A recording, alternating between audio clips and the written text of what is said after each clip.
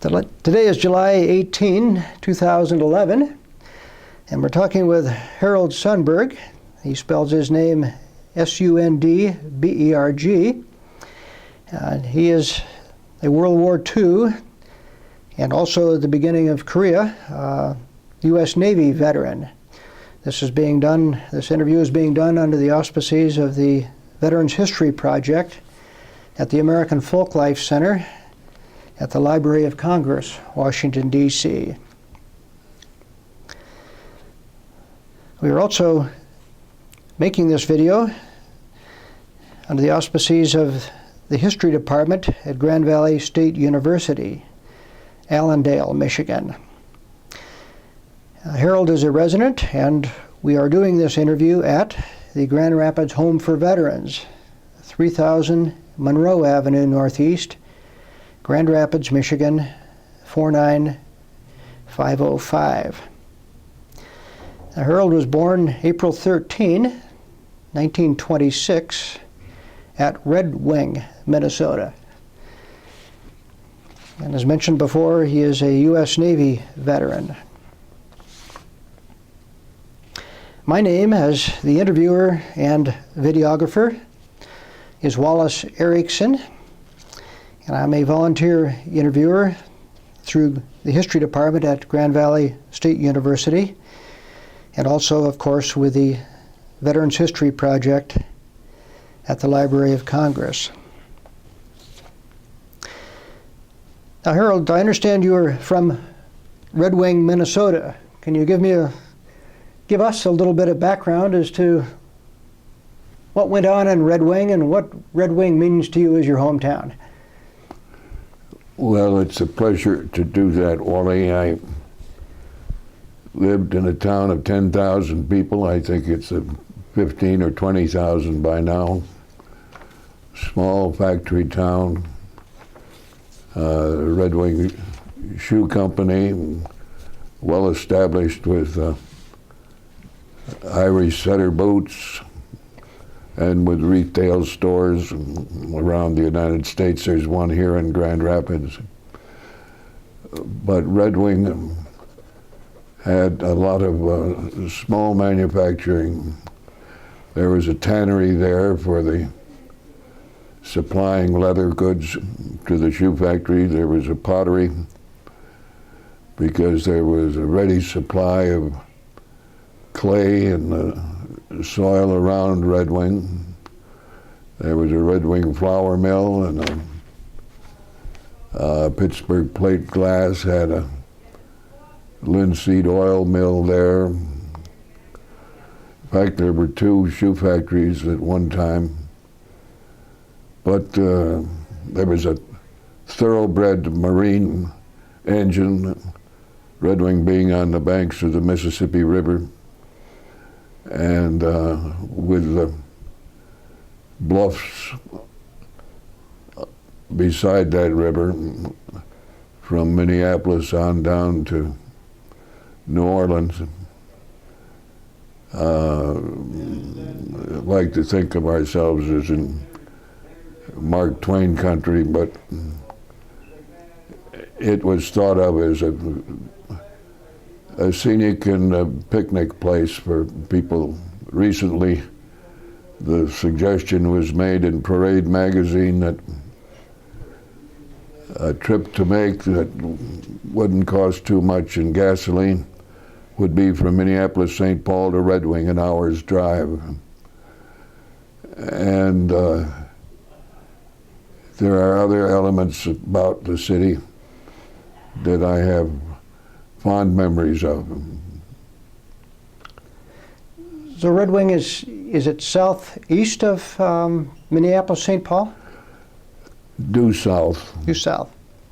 I see. I'm reminded of a picture recently on television when I was going to be watching the Detroit Tigers, and they were rained out, and this scene went to fishing, and there on the banks of the Mississippi in Red Wing, Minnesota, they were fishing for walleye pike. And I'd done that often with my father, and enjoyed the thought of that. So the memories are fond, and I did go back for a high school reunion many years ago.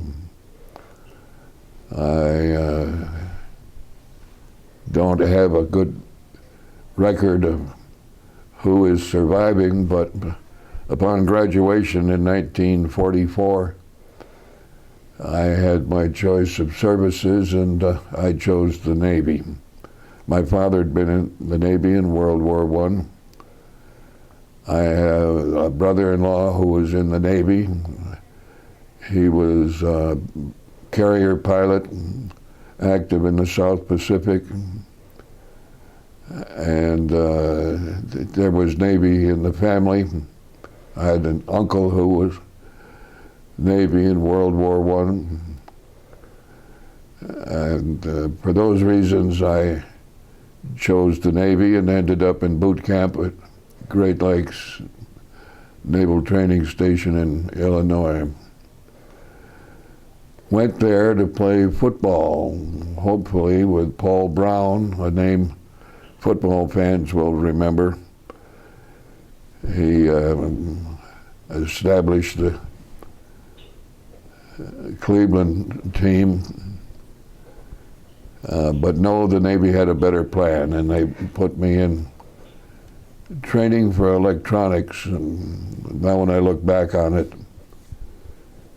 we wouldn't have been able to win the war without all the electronics.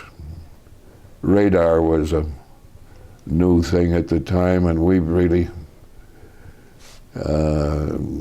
were experimenting with television, an odd thing at the time, not in great commercial use,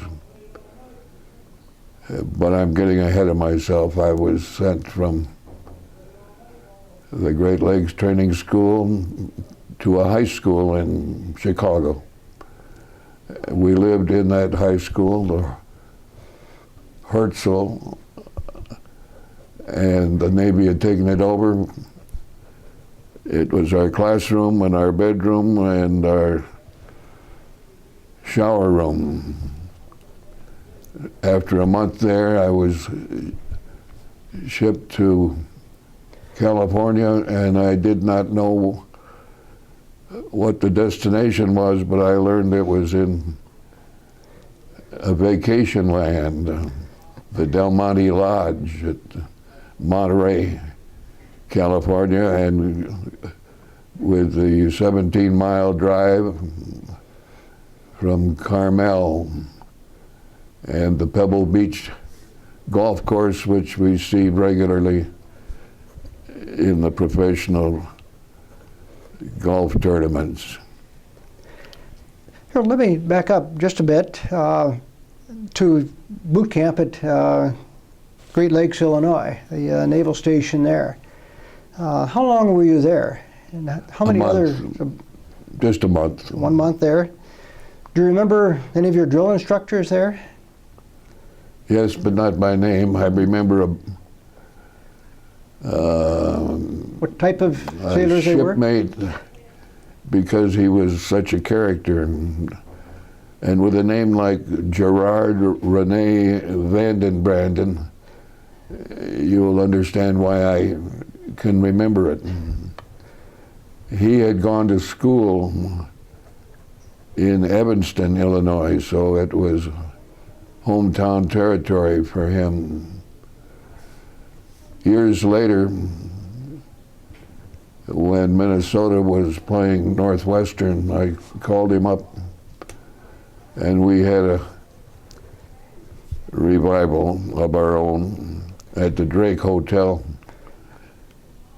and invited some friends in after the football game. And I really don't remember who won, but I do remember we were making too much noise, and there was a knock on the door, and my shipmate from Great Lakes Training School went to the door, and a man answered it and said, "I am the assistant manager."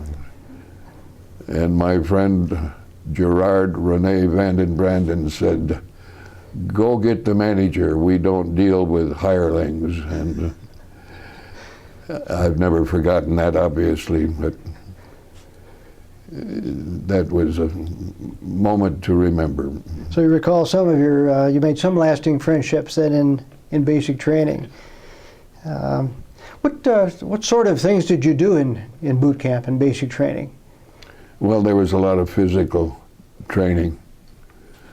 And my friend Jerry comes to mind again. We had done our laundry and hung our whites out, our blouses that they were known as.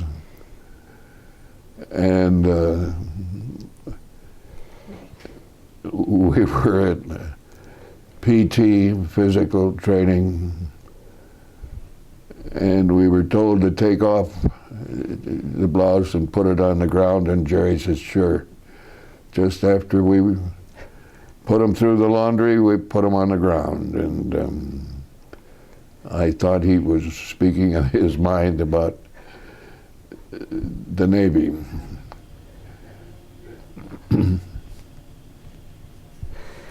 Let me ask you a little more. As your first days of the service, again at Great Lakes, Illinois, when you say just were reporting in, what strikes you from your memory as to your initial reaction, for instance, as to your drill instructors, and the type of duty and what you were doing and where you were going and that sort of thing at first few days? I think maybe there were 100 of us in a barracks. I don't have any firm memories other than the physical training, and it was certainly tolerable by my standards. I tried to keep fit, playing football, basketball, track in high school. I have a claim to fame in high school. I came in second in the discus to a man who went on and won a gold medal in the Olympics. His name was Fortune Gordine, and he could flip that discus, and I wasn't even close. At least you competed with him anyway. I did compete.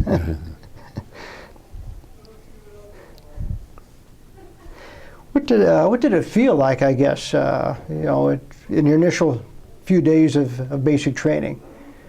Obviously you had physical training and you were able to keep up with that. Well, I'm thinking of the impression of one in hundreds. I was just a number. But there was a Catholic church that made it special. They invited us for a meal, and knowing that we were young, they invited Irish lasses to the same party. It just was a pleasant memory. So the church was near the Great Lakes Yes. Naval Station? I see.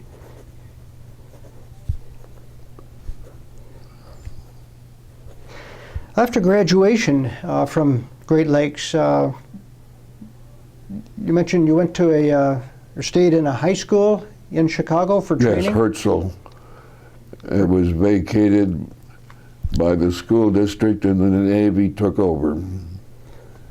And we lived there. It was sleeping, eating, showering, and studying all in the same place. And what did you learn there? sort of training to take place fundamentals of electronic work. there? I see. Lots of arithmetic, geometry, etc. And you mentioned you were there a month Yes, before being transferred on? to California. And I did not know much about California. I'd read and seen movies, but I ended up in the heart of vacation land, Del Monte Lodge in Monterey. Again, we lived there. I'm remembering the name of the pool, the Romaine Plunge. And we had access to a polo field, though no horses or ponies. But we did exercise on that polo field. But mainly we studied. We were in class in the morning and we were in class at night. It was a crammed course under the title of the Eddy program, E-D-D-Y. Captain Eddy established it. And it was to train as quickly as possible the men and women, mostly men. There were women not in our training group, but in the Navy, known as waves.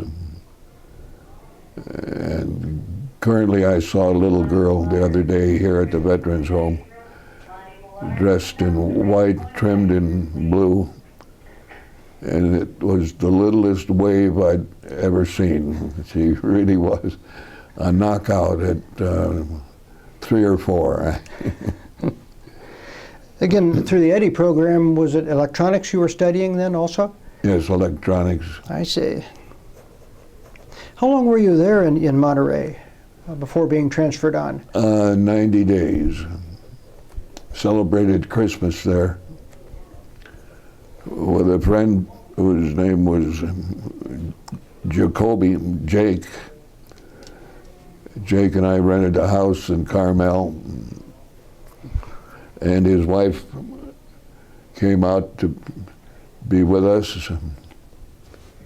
And Carmel didn't mean that much to me. I knew it was unusual just by virtue of walking around it.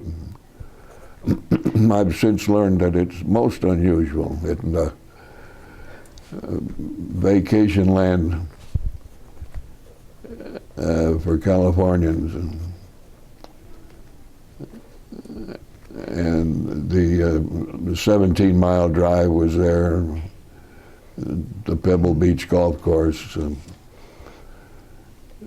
all the things that made it most unusual. Sounds like you had a pleasant time then at Yes. Monterey and Very Monterey much so. Peninsula. Where did you transfer beyond Monterey then? To Texas, Corpus Christi, Texas specifically, to a station within the Corpus Christi Naval Air Station called Ward Island. It too was teaching electronics. And we knew the joys of VJ Day while we were at Corpus Christi, the end of World War II. And we did celebrate. Specifically, I can call attention to a photograph of a sailor kissing a wave. I think it was in New York. But that picture is just outside my room here at the Veterans Home. And it's been seen 1,000 times all over the land. That was VJ Day. And the young lady that I knew was named Danielson, Danny. She worked in the JAG office, legal activity on the main base. And we were friends from that VJ day on to our leaving. I went east to Patuxent River, Maryland, at Naval Training Station. And she was discharged and went home to Minnesota. How long were you there at Corpus Christi?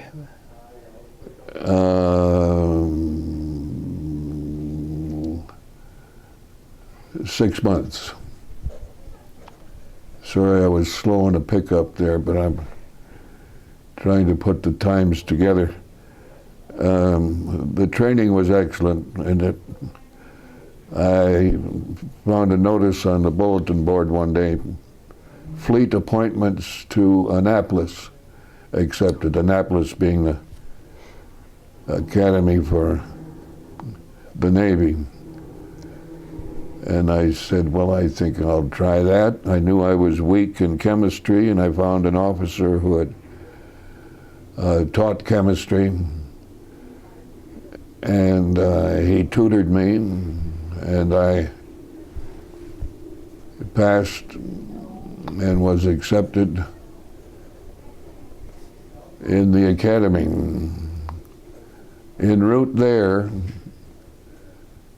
I visited my sister, who I mentioned was married to a Navy pilot, and I have nothing but great respect for the Navy, and I'll make the point later, but she said to me, and I have great respect for my sister, who now is resting in Arlington Cemetery beside her Navy husband. But she said to me, we've known a lot of Annapolis graduates, and you are not one of them. And I listened to her out of respect and what she had done with her family. One son, Bucky, named after a pilot friend of his father's who was lost in World War II in the South Pacific. But Bucky was not the best of students. He knew it, and his mother knew it, and she found him a place in Dubuque, Iowa, the University of Dubuque. His father had gone to the University of Iowa. I called him the Duke of Dubuque. And he went on into the Marines and scored well. He was named a colonel, and the youngest so named at the time. He's now retired, but proud to report a Marine colonel in the family. Well, that's all right. And airborne commander. So he was a aviation officer then, like he was in the Marine Corps. So your sister talked you out, basically, of going to Annapolis. Is that right? Yes, and I shan't forget the look on the Admiral's face when I ended up in Annapolis, and I said, I'm going to decline your kind invitation. He said, what? And he was not profane, but I think he wanted to be. I've not told that story to many, well, not to any admirals, but I have continued respect for the Navy, so hear that. Why was your sister, Harold, so adamant against you attending It was Annapolis?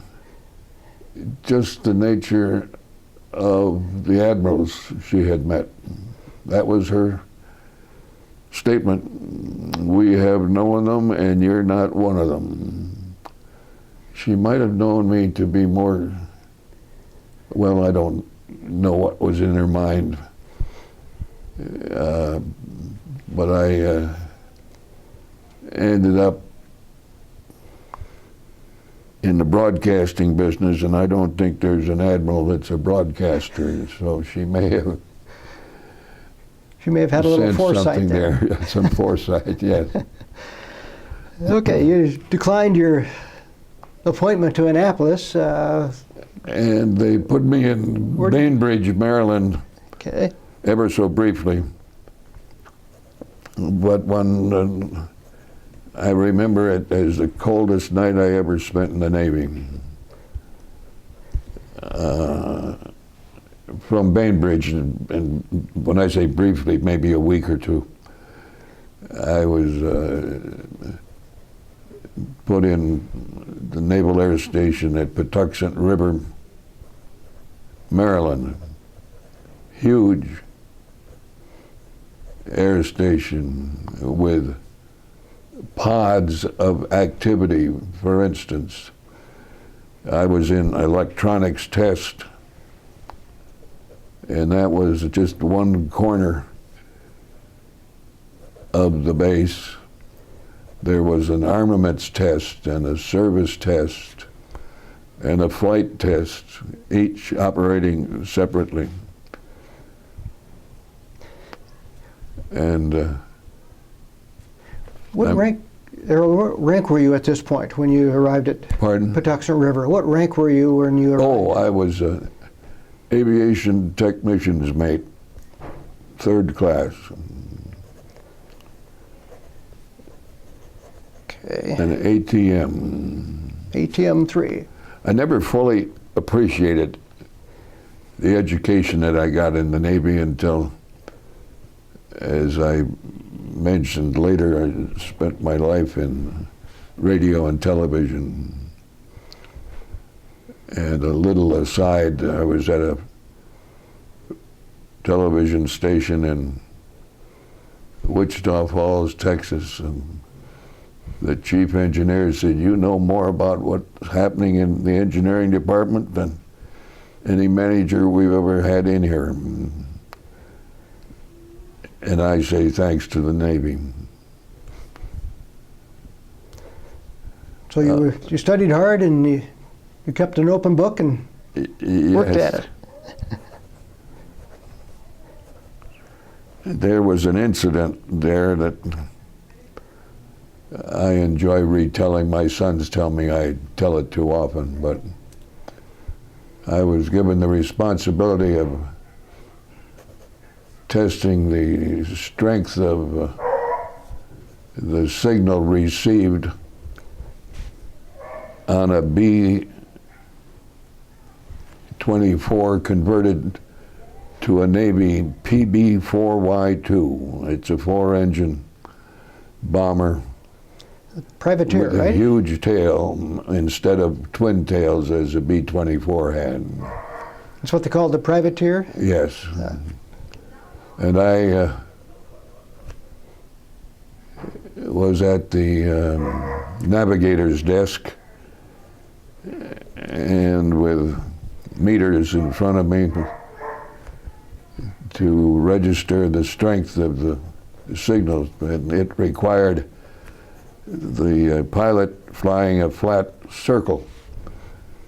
And if you can envision a plane turning, it turns with a dip of the wings, and that would affect the signal strength. So I requested that of the pilot, and would you please fly a flat circle when we reach 10,000 feet?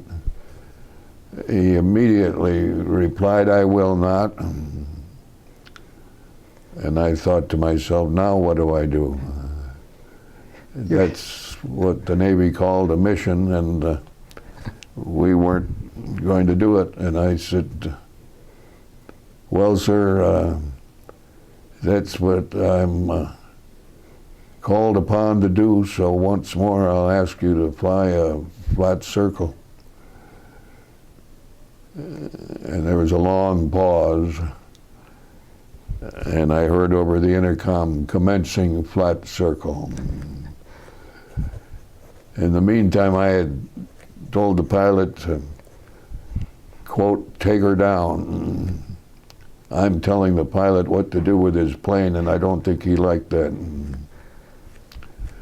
When he left the plane and we were on the ground, he walked by me without a word, and the co-pilot came by and hesitated and looked at me and gave me the biggest wink I'd ever seen. He didn't say a word, but he was telling me that he respected what I did. And though we did not know astronauts at the time, that co-pilot turned out to be Alan Shepard, who made his way to the moon. So, and was the first American in space, right? No, not the first. I think John Glenn was that, but well, he was the first was to Glenn hit a golf ball off the moon. Okay. And that little pellet is still flying around somewhere out in space. But that's the story, and I'll stick by it. I did check with my brother-in-law, because I did not keep the logbook. I wished I had. And said, was Alan Shepard there at that time? And he said, oh yes, he was at Patuxent River when you were. So that confirmed. He had flown with my brother-in-law, and so he knew what he was talking about. How did you know that it was Alan Shepard? A name tag, or? Well, all the names were established in, recorded in name logbook. tag, but in the log. Oh, I see. That's why I regret not keeping it. But to repeat, we didn't know what an astronaut was. He probably didn't know what an astronaut was, but it came to pass. And the last I heard, he was running a Budweiser distributorship in Texas, and every good astronaut should have that.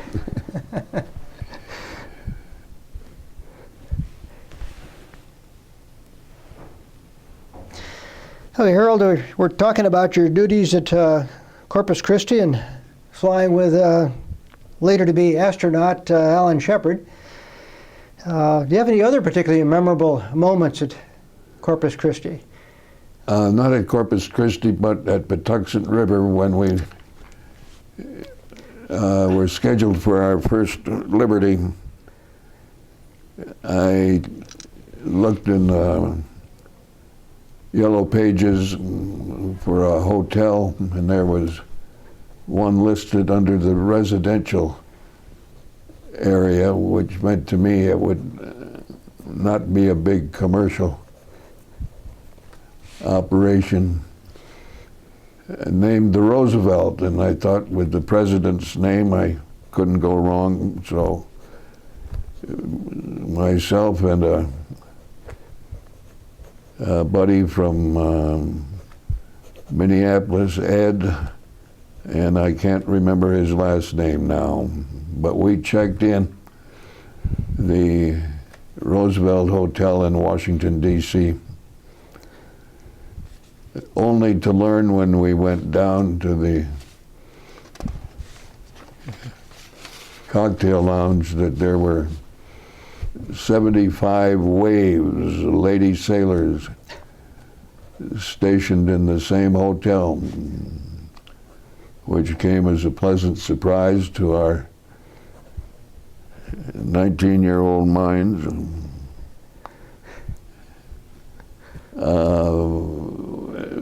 We were friends, but the Navy did a good job of keeping it proper and strict, and That's as it was and should have been.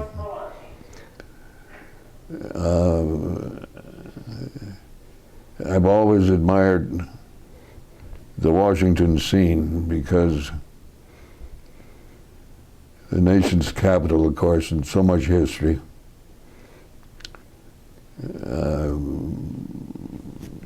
I just don't have to relate any of it, but I took full advantage of the sightseeing in Washington.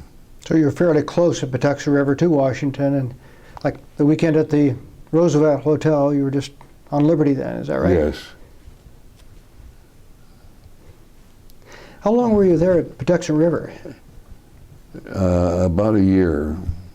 Okay. And when I left there, returned to Red Wing, Minnesota, I was discharged and enrolled at the University of Minnesota in the GI Bill.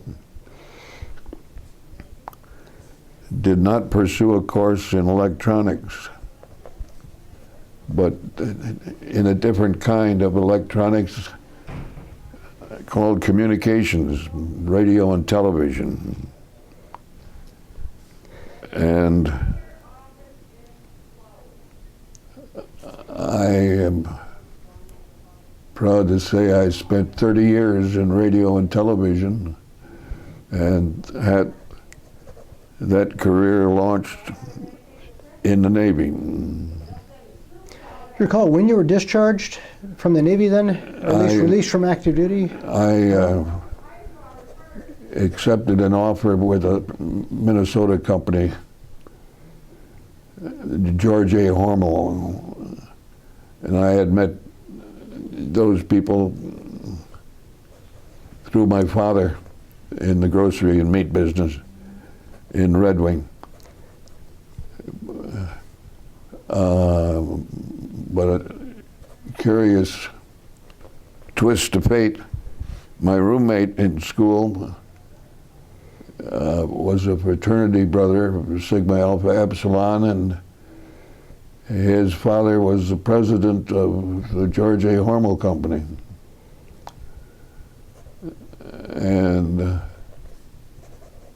later, when he was married to his sweetheart, Betty Lou, I was in attendance and best man.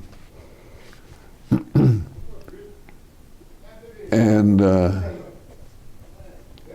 Mr. Hormel, Mr. J. Hormel, seemed to delight in harassing newlyweds, and he made a bet with my roommate Bruce Corey by name, and that he would find a way to embarrass him or otherwise harass him in his first night of marriage. And I turned to Mr. Hormel and I said, any more of that bet? And we had a bet 20-1, my $5 against his 100. And I made arrangements with a plane to fly Bruce and his bride off into their honeymoon. And no way would Mr. Hormel know. I came back to the reception. I had driven them to the local small airport and had made arrangements with the pilot. It was a single engine, and stuffed the two of them in, I don't know what model, and went back to the reception and said, they're on their way, Mr. Hormel. And he paid me $100 on the spot. those are fond memories. When was that, Harold, when you were discharged from the Navy, or at least released Yes, from active duty? After graduation from the University of Minnesota. Did you attend University of Minnesota on the GI Bill? Yes. I see. I graduated from there in 1950. And decided upon myself that I would take a trip to Europe, and not with a student group, but on my own. I had, as a student at the University of Minnesota, sought and did receive a commission in the Navy, and that was, again, primarily in electronics, but the designator was air intelligence. I bring that up because I had a responsibility to check in at every embassy that I visited in Europe, and it was on the occasion of the Korean War breaking out, coincidental with our sailing from New York. And of course we had all kinds of thoughts of being torpedoed in the mid-Atlantic, but we were on a converted troop ship, which was filled with students, though I was a student in that sense, but not with the group. And I met a fraternity brother in London who had attended the University of Stockholm for a year, and we got together, crossed the channel, and in Paris bought a Renault. And he was a man of my size, and the two of us filled that Renault with no problem at all.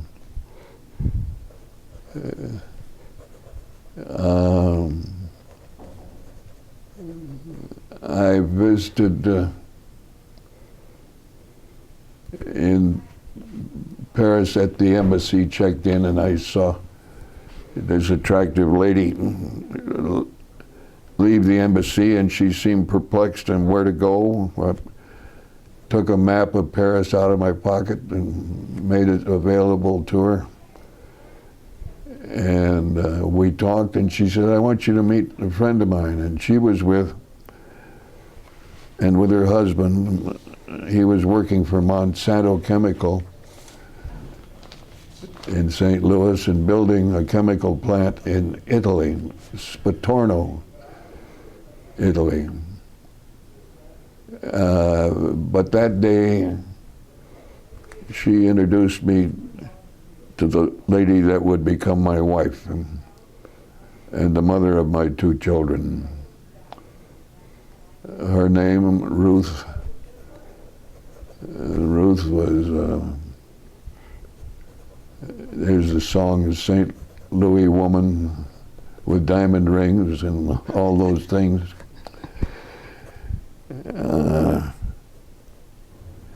But we enjoyed each other's company, and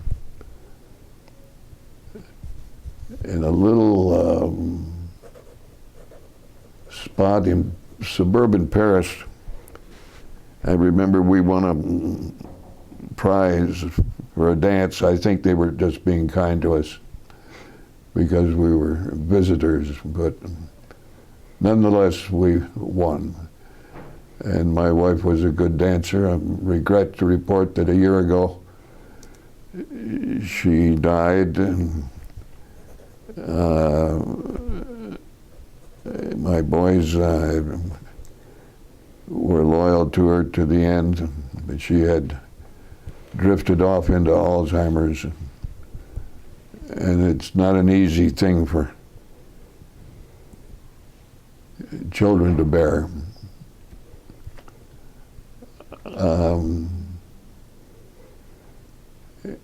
I have visitors, my two sons and grandsons, two grandsons, that visit me. And here at the Veterans Home, they both very kindly saw me on Father's Day and the 4th of July.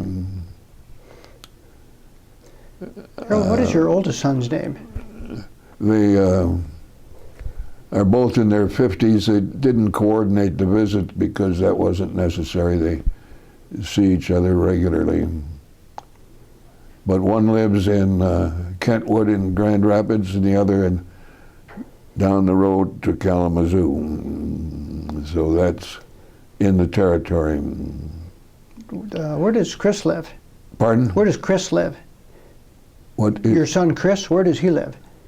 He lives in Kalamazoo. Kalamazoo, okay. And why am I in a Michigan Veterans Home? I worked with the Hormel Company in Detroit for a year.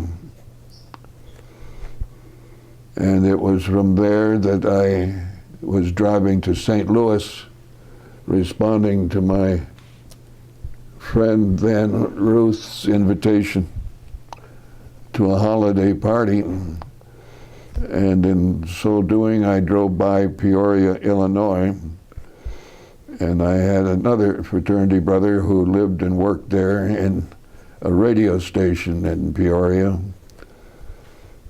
So I took a left and visited with him, and then applied for work at that station and stayed 10 years. But I did go on to St. Louis for the party. What were the call letters for the station in Peoria? WMBD. So named because of the station was located on the world's most beautiful drive, WMBD. That's a good acronym. What was your position with the station at that point? I was an early morning newsman in the beginning, and in the end I was a general manager. And in the interim I was doing the early morning news, 5 o'clock. I'd prepare for it. It was the 6 o'clock news with Farmer Bill. That was radio. And the station did win a license for television, but by then I was no longer on the air and was general manager. I won't take you through the steps, but there would be those that... Okay. Where did you go after WMBD? After Peoria? I'd gone as far as I could go with that station, and I wrote a letter of resignation, and had signed it one Saturday morning when the phone rang.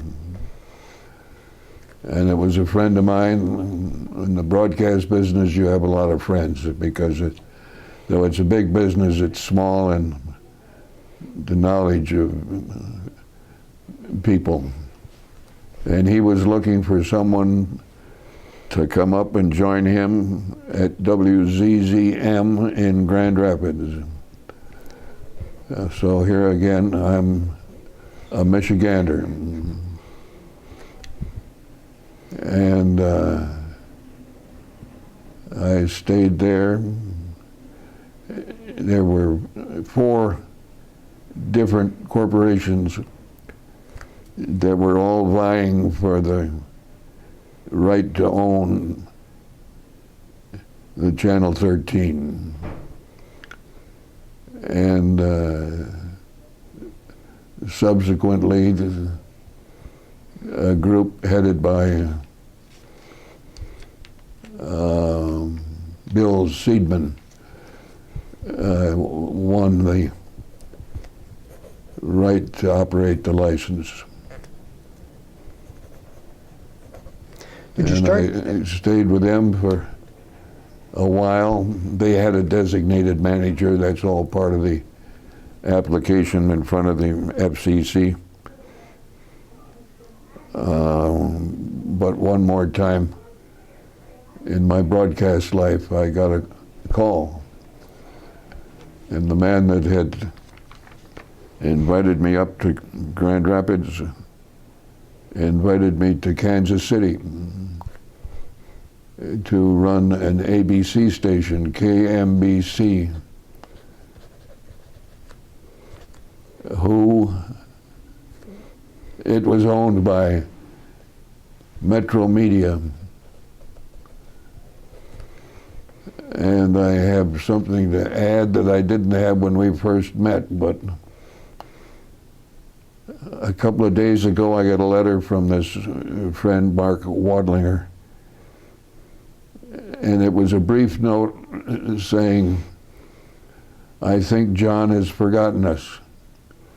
John being John Kluge, K-L-U-G-E, who operated the Metro Media Group. It's a wonderful story. Mr. Kluge was an immigrant and lived in Washington, D.C. and sold Frito-Lay products. And was fascinated by broadcasting, so he bought a radio station in Washington, and as so often happens, one thing led to another, and he bought a radio station in New York and Los Angeles, and he owned this station in Kansas City. I tell this story because of what I will tell in a minute. He called me one day and said, "Hal, yes, this is John." I said, "Yes, John," recognizing his voice. He said, "I know you want to be in television, but will you walk across the hall and run that radio station for me, because you've done that before?" And I said, "Of course." And I did, and I ran KMBC Radio. What I'm referring to, a letter I got from Mark Wadlinger, who invited me to Grand Rapids, who invited me to Kansas City. He was sailing on the Queen Mary, the star ship of the Cunard line, C-U-N-A-R-D, and enclosed therein was a story of John Kluge. And what my friend Mark was referring to as John has forgotten us, it was a full sheet of stories of Mr. Kluge as not a millionaire, but a billionaire. And he had married a lady who was known for exotic dancing. The headline of the story was, they split because she couldn't live on $1 million a month or a week, some ridiculous figure. But they did lavish entertaining, including names like Frank Sinatra and etc. But they divorced because she just couldn't live on $1 million a month or week, whatever it was. But astronomical amount of money. So Harold, after KMBC, you came to WZZM, was that right? Grand Rapids? No. KMBC was after WZZM. Oh, I see. And that's sort of the end of the story. So KMBC was when you retired from the industry, is that right? No, I went on to the KUZ in Wichita Falls, Texas. I see. A station who I had enjoyed, Texas living. My son joined me there, went to school, and got a degree from Midwestern.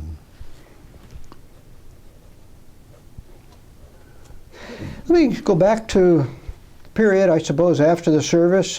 Could be during your working career. Let me just ask you, did you join any veterans organizations after the war, or after No, I did not. service? Okay.